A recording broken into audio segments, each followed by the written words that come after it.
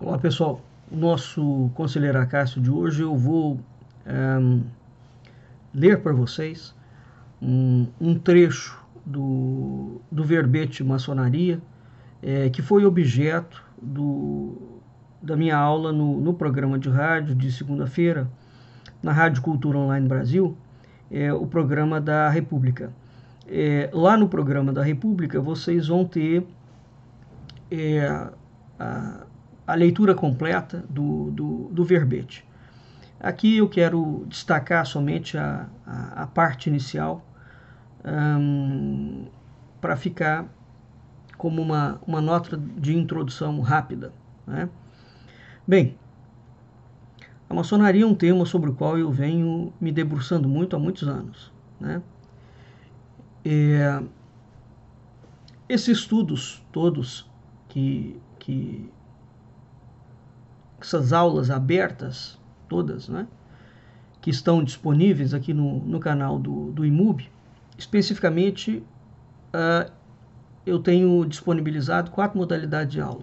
Segunda-feira é a República, quarta-feira é o Escola Aberta, quinta-feira é o Culturas e Identidades e sexta-feira é o Conselheiro Acácio. Cada um aborda um aspecto diferente de história, filosofia da história e cultura simbólica, né? Bem, a maçonaria é uma temática que me interessa especificamente dentro do eixo de estudo histórico, por conta da história do Brasil e de Portugal, né? Todo este canal é voltado para os estudos luso-afro-brasileiros, né? Não há nada aqui que esteja fora desse âmbito, né? Mesmo quando eu vou falar de um assunto como a maçonaria. Então, a mim me interessa especificamente o foco que essa temática possa ter dentro da história luso-brasileira. Evidentemente, entendendo as repercussões internacionais disso ou não. O mesmo vale para temas como o comunismo, como a nova ordem mundial. Essas coisas todas são tratadas nas minhas aulas aqui nesse canal, dentro de um contexto. Deixando sempre claro, para quem não é aluno, que este é um canal institucional voltado à cultura simbólica, à história, à filosofia da história luso-afro-brasileira. Os vídeos que estão, as aulas que estão abertas, que podem ser ouvidas pelo público, são somente as minhas aulas, algumas delas, não é?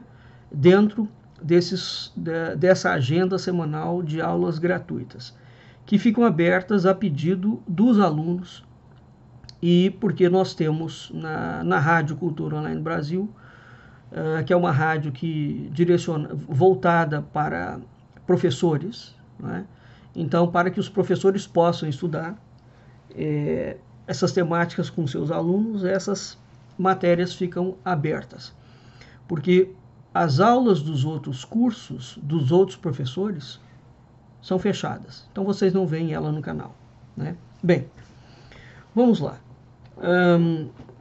A temática da maçonaria é uma temática importantíssima, porque, como eu já falei inúmeras vezes, a maçonaria é uma das grandes organizações que surgiu na esteira dos movimentos revolucionários que vão alterar a estrutura do mundo a partir do século XVIII. Então é preciso entender qual é a proposta desses movimentos revolucionários. Virou moda no Brasil dizer que o grande problema do Brasil é o comunismo. O comunismo é um problema, mas veja, o comunismo no Brasil, enquanto política de Estado, ele foi trazido por quem?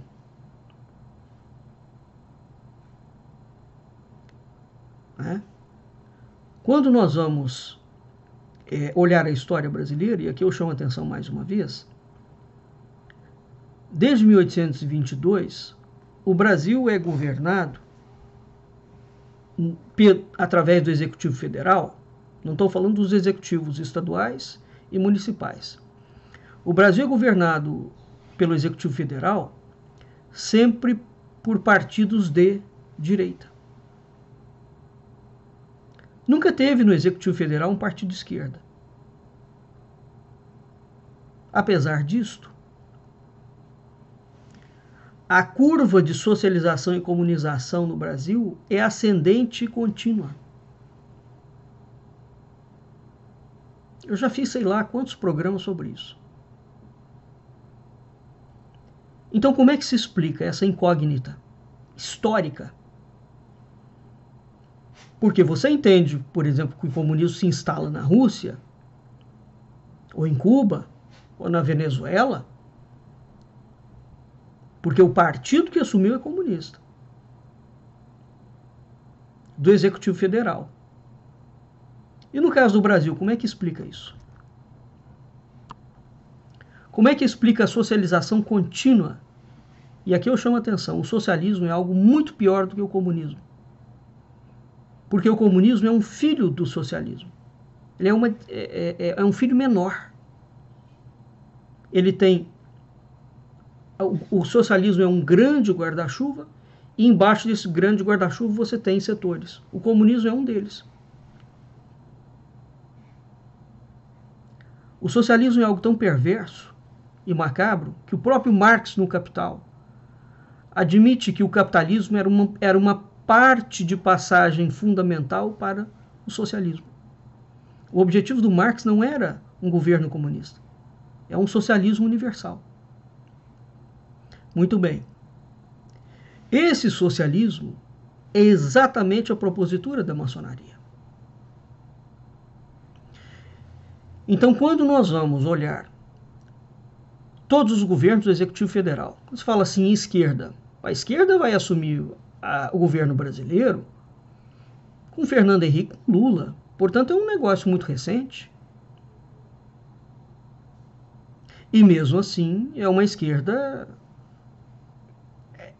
esdrúxula. Não pode ser categorizada como uma esquerda mesmo, como você tem, por exemplo, em Cuba, como você teve na China, né, como você tem na Venezuela, como você tem na Coreia. Né? Por que não pode ser categorizada? Porque a esquerda do Fernando Henrique Cardoso ela é uma esquerda fabiana, ela é aquela esquerda inglesa diretamente vinculada aos grandes bancos internacionais. Então, como é que você pode falar em proposta de esquerda quando ela é, na verdade, liberal? Quando ela favorece o grande capital? Que esquerda é essa? É aquela esquerda que o Brizola falava, né? Que ele acusava. Então, esta direita, no caso do Lula, foi a mesma coisa. Teve um ou outro programa social para disfarçar. Né? O Brasil sempre foi um país comunista socialista. Sempre. Eu venho falando isso demais da conta. E o negócio aqui dentro foi colocado, nunca foi através de partidos políticos de esquerda, porque eles não dominaram o Executivo Nacional. Quem trouxe? O Partido Militar. Foram os militares, a maçonaria e a elite financeira ligada aos bancos, ligada à construção civil, ligada à mídia. Tá? Há um pano de fundo por trás disso.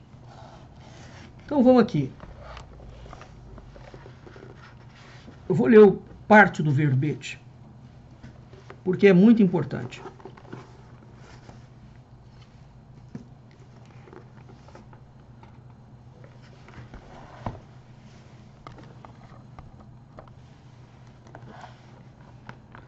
Maçonaria.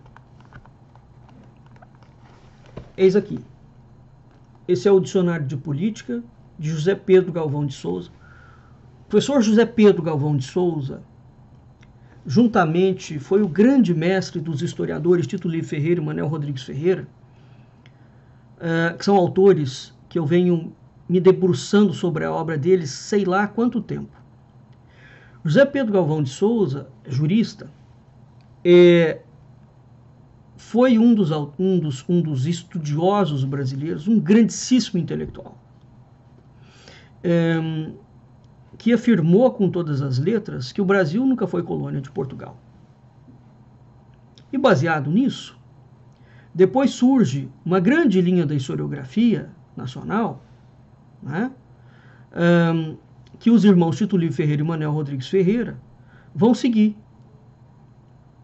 Então essa picada foi aberta pelo Zé Pedro, os irmãos Ferreira vão montar uma grande rede de pesquisa, eles vão estudar mais de 150 mil documentos primários, onde vai ficar comprovado que o Brasil nunca foi colônia de Portugal. Essa mentira foi uma mentira criada pela maçonaria.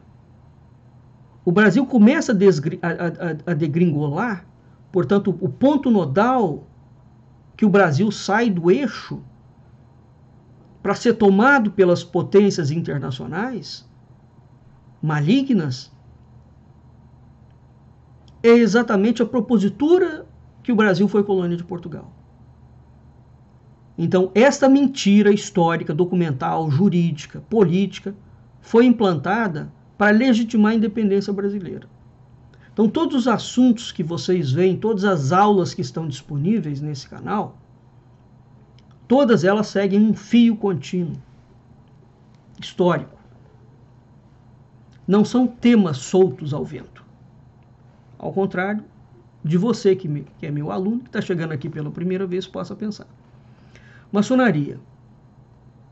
Sociedade secreta de caráter iniciático e rígida organização hierárquica, que visa a realização de ideais filantrópico-racionalistas. Aí ele vai explicar o que é uma sociedade secreta.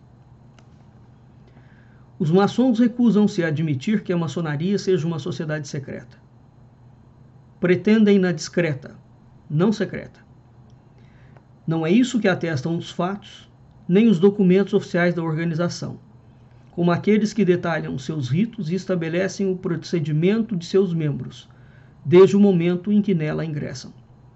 Uma das obrigações básicas do maçom é guardar segredo de tudo quanto veja e ouça na loja. A propósito, a Constituição do Grande Oriente do Brasil enuncia entre os deveres dos maçons, abre aspas, nada imprimir nem publicar sobre assunto maçônico ou que envolva o nome da instituição, sem expressa autorização do grão-mestre. Artigo 4º, inciso 4. Fecha aspas. Visando a garantir a obediência a essa obrigação, exige-se do neófito que faça juramento solene e sob sanção de dar-lhe cumprimento. Nesse sentido, prescreve o parágrafo 3º do artigo 163 do Regulamento Geral da Maçonaria Brasileira, que o neófito proferirá o compromisso seguinte, abre aspas, prometo servir com honra e desinteresse a maçonaria, guardar seus segredos e cumprir as suas leis, e praticar com dedicação e sacrifício seus ideais. Fecha aspas. De seu turno, a Lei Penal da Maçonaria Brasileira define como delito de natureza leve a revelação de cerimônia, rituais ou outros mistérios, não se tratando dos grandes mistérios da ordem. Artigo 17, parágrafo 3º. E o dispositivo seguinte define como crime grave a revelação a quem esteja impedido de o saber dos grandes segredos da ordem. Artigo 18, parágrafo 19. No rol dos crimes graves, figura ainda a divulgação de documentos ou atos maçônicos, sem autorização formal. Parágrafos 16, 17 e 18 do artigo 17 da Lei Penal Maçônica. A violação das disposições que objetivam preservar os mistérios da maçonaria acarreta sanções severíssimas. Em seu juramento, o aprendiz, primeiro grau, declara: se violar esse juramento, seja-me arrancada a língua, o pescoço cortado e o meu corpo enterrado nas areias do mar. O companheiro, que é o grau 2, também declara: se eu for perjuro, seja-me arrancado o coração para servir de pasto aos abutres. O mestre, terceiro grau, por sua vez, dispõe a que, perjuro, meu corpo seja dividido ao meio e suas entranhas arrancadas e reduzidas a cinzas. A truculência posta nessa linguagem, ainda que metafórica, oferece a medida da importância que a maçonaria dá à inviolabilidade de seus grandes segredos, de seus grandes mistérios.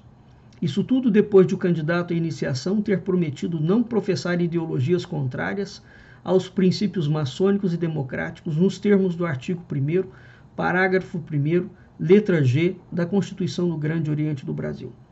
Obviamente, trata-se de uma sociedade ultra-secreta, que além de totalmente fechada para profanos, possui estrutura hierárquica rígida, cujo escalonamento se estabelece por compartimentos estanques na linha descendente, ou seja, é vedado a um maçom de grau superior revelar os segredos do próprio grau a um maçom de graduação inferior. Na verdade, a maçonaria é uma superposição de sociedades secretas. Entenderam? Cada grau é uma sociedade secreta. As superiores são secretas para as inferiores, que se estruturam em 33 graus, graus simbólicos, os 3 primeiros, graus capitulares, do 4º ao 18, graus filosóficos, do 18 ao 30º, e graus sublimes, os três restantes. O grau 33 é o vértice visível da pirâmide. Acima deste grau, o mistério é total e absoluto. Muito bem. Vamos, então, entender o seguinte. A maçonaria tem várias lojas, várias ordens, várias obediências. Filiação inglesa e francesa. Não faz a menor diferença. Esse é um primeiro ponto. Então é preciso entender que a maçonaria não é uma coisa uniforme. Ela é uma sequência de ordem dentro de ordem, dentro de ordem, dentro de ordem. Tá? Apesar dessas diferenciações, ela tem um código legal que todas obedecem de igual modo. E aqui o mais importante. Toda essa estrutura visível que nós vemos de lojas, que tem endereço, que tem site na internet, que tem CPF, tem tudo. Que você pode, que o maçom aparece o presidente maçom, aparece os ritos, filma dentro da maçonaria. Pois bem, esta maçonaria é a maçonaria aparente.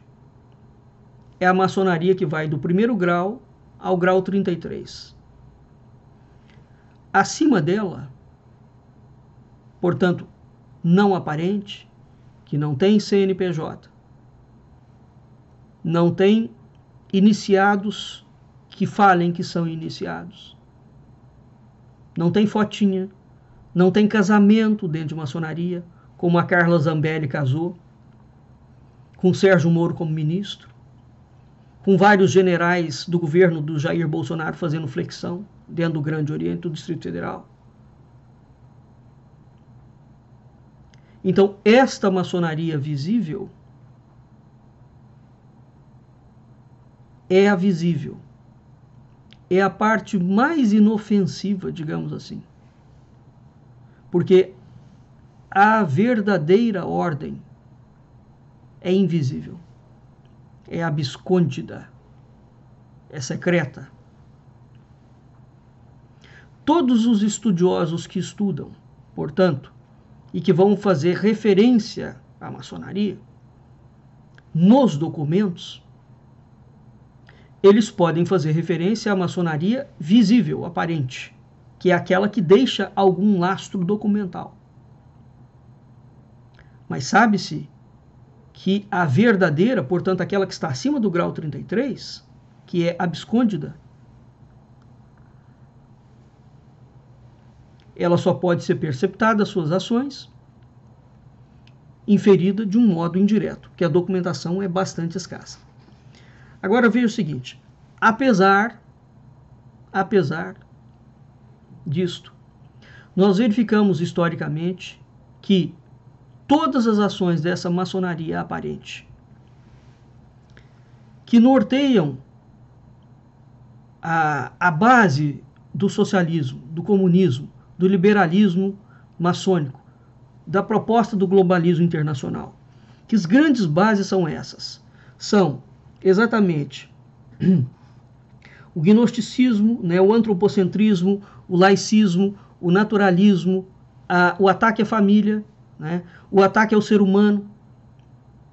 Todas as grandes estruturas que nós vamos imputar erroneamente, exclusivamente à obra da esquerda, na verdade, é o formulário doutrinário da maçonaria. Tá certo? Então, a maçonaria é a mãe de todo o esquerdismo. É a mãe. Não adianta nada você combater a esquerda, teoricamente, deixando a raiz intacta, a mãe. Não é? Bem, então veja, como é que o Brasil, portanto, foi se transformando desde 1822 num país socialista e comunista? Através da atuação do Partido Fardado, em conluio com elites bandidas criminosas. E por trás deles, os dois tipos de maçonaria: a visível, que segue as orientações da invisível. Aqui, só para finalizar, eu vou ler mais uma vez, para não deixar dúvidas aqui, para que eu não erre. Outro dia eu dei uma resposta no Facebook, porque eu já coloquei isso, que eu estou colocando aqui para vocês em vários artigos. Veja bem, olha a quantidade de presidentes do Brasil que foram maçons. A gente já começa esse processo em 1822, com José Bonifácio Gonçalves Ledo e Dom Pedro I. Né? A partir dali, a maçonaria vai entrar fundo dentro do Império. Do Primeiro Império e do Segundo Império. Depois ela vai fazer a proclamação da República. Presidentes maçons do Brasil: Deodoro da Fonseca, 1889 a 1891. Floriano Peixoto, 1891 a 1894. Prudente de Moraes, 1894 a 1898. Campos Salles, 1898 a 1902. Nilo Peçanha, 1909 a 1910. Hermes da Fonseca, 1910 a 1914. Venceslau Braz, 1914 a 1918. Delfim Moreira, 1918 a 1919. Washington Luiz, 1926 a 1930. Nereu Ramos, 1955 a 1956. Juscelino Kubitschek, 1956 a 1961. Jânio Quadros, 1961. João Goulart, 1961 a 1964. Humberto Castelo Branco, sim, o militar, 1964 a 1967. Emílio Garrastazu Médici, 1969 a 1974.